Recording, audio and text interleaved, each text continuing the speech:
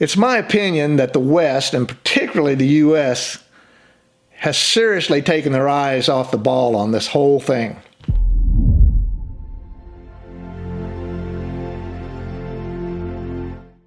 Hi guys, and welcome back to the Storm Cellar. Today I'll give you my weekly take on what's going on in Ukraine, but more specifically, I'd like to peel the onion back and not be so myopic. I'm going to try to discern actions in Ukraine into a more global perspective. First, let me update you on Ukraine. If matters weren't bad enough with Russia's indiscriminate killing of innocent civilians in Ukraine, Putin has sent General Alexander Dvornikov to take over command of Russia's new ground offensive. Dvornikov is known as the Butcher of Syria. This dude is ruthless, and I expect nothing less than scorched earth tactics from him. Russia continues to bomb cities and towns, killing countless civilians. The city of Bucha has taken a severe beating. Apparently military targets are not very fashionable to Russian forces anymore. The Russians allegedly dropped chemical weapons from a drone in Mariupol. Thus far, I'm not seeing any evidence forthcoming of that actually happening, but I wouldn't doubt it. There are claims from Biden and Zelensky that the Russians are committing genocide. Well, my question is, where's the United Nations on this? There are also claims that thousands of Ukrainian children were taken from their parents and sent to Russia. For what purpose? Re-education? I can't imagine in the middle of war you're really going to take the time to load up a bunch of children and take them out of a combat zone. Still, waiting to see if this is true. There's no doubt that Russia is poised to move farther west, perhaps Moldova being the next target of opportunity. Moldova is not only defenseless, with absolutely no army to protect itself, but has no agreement for defense with NATO either. I'd also keep an eye on Kaliningrad. That's part of the Russian Federation, which is separated from Russia and located within the borders of Lithuania and Poland. Now, Kaliningrad offers the only ice-free port on the Baltic Sea. Wouldn't that be a prize? The only problem is they'd have to attack Poland or Lithuania or both to have unfettered access to the port. That could create quite a problem attacking a couple of NATO nations. A date to keep in mind, May 9th, marking Russia's World War II victory over Nazi Germany. This year, it will be a especially important celebration. Why? It lends me to believe that Russia will go out of its way for a quick win over Ukraine so that Putin can look good during the celebration. Now's the part where I want to look beyond Ukraine. It's my opinion that the West, and particularly the U.S., has seriously taken their eyes off the ball on this whole thing. Particular attention needs to be on China, Iran, and possibly North Korea and Venezuela, where they create an alliance with Russia.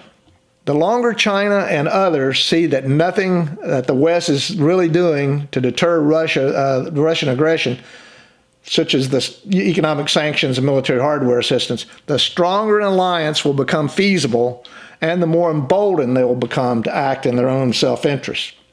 Destabilizing the respective regions is of no importance to them. They'll merely attempt to obtain their short and long-term objectives by doing so. Now, I hate to be a Daryl Downer, but this is how I see this. These bad actors' actions, coupled with rising inflation, now the highest since 1981, could lead to catastrophic world conditions. Inflation, even now, is running high in the Middle East, and currencies are being devalued. On a global scale, if this continues, depression or even worse, hyperinflation could occur. The world is in a serious energy crunch. The U.S. and Canada refuses to increase oil production, while Europe is highly dependent on Russian oil and gas, resulting in historically high gas prices. This is not going to end anytime soon. World food shortages are on the horizon due to the disrupted wheat harvest in Ukraine and increased cost of fertilizers. Natural gas is a key ingredient in making fertilizer. And to make matters worse, guess who is the major exporter of fertilizer? Yep, you got it, Russia. Although industrialized countries will definitely feel the pinch at the grocery store, poor nations will most likely be pushed into famines. Is the West sanctions working? Well, several years ago, Russia switched to a gold standard to back the Russian ruble. I can only speculate, but perhaps this has helped Russia negate much of the West's sanctions on them. As I've said before, with all of the global volatility, this has all the earmarks of a possible lead to World War III. The question is, what will the West do about it? My recommendations are to first, open up the North American pipelines and make U.S. energy independent again. This is pretty darn bad timing to try to go green, if you know what I mean. Second, rapidly start bringing manufacturing back to the U.S., especially war-making materials. It's awfully embarrassing to have to ask your country for spare parts for your F-22s.